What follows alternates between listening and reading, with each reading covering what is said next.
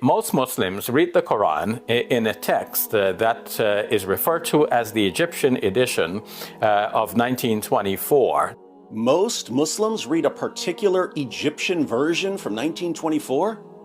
I thought all Muslims of all times read exactly the same Quran.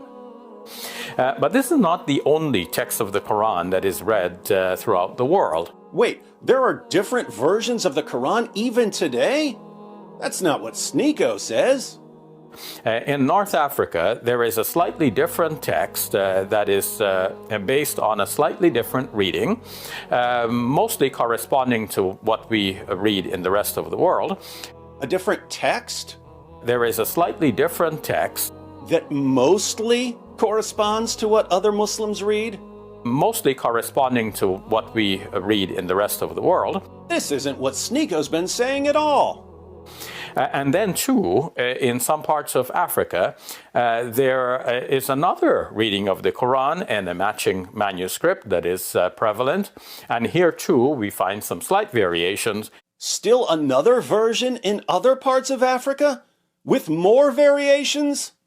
And here, too, we find some slight variations. Keep in mind, these are different Qurans that are still used in different parts of the world today.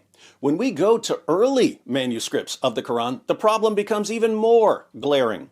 For instance, after describing the Sana'a manuscript, which contains tons of variants, Shabir says this.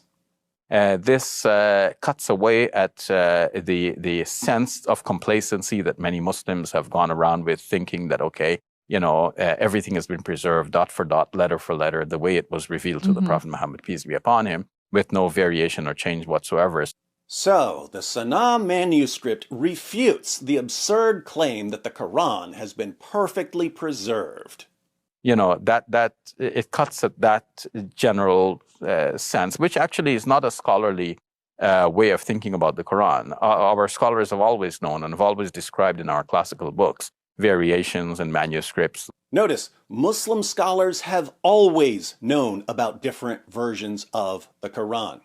Like, it's read like this by Ubay bin Ka'b, it's read like this by Ibn Masud and so on. And in the Codex of Ibn Masud, it was seen to be written like this. In the Codex of Ubay bin Ka'b, it was seen to be written like this with this or that variation. So, for a book that supposedly has no variants, that sounds like a lot of variants.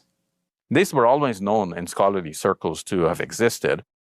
But recently, average Muslims, without bothering to learn, they have just speaking about the Quran and saying, it's 100% the way it's always been. And they cannot imagine any variation.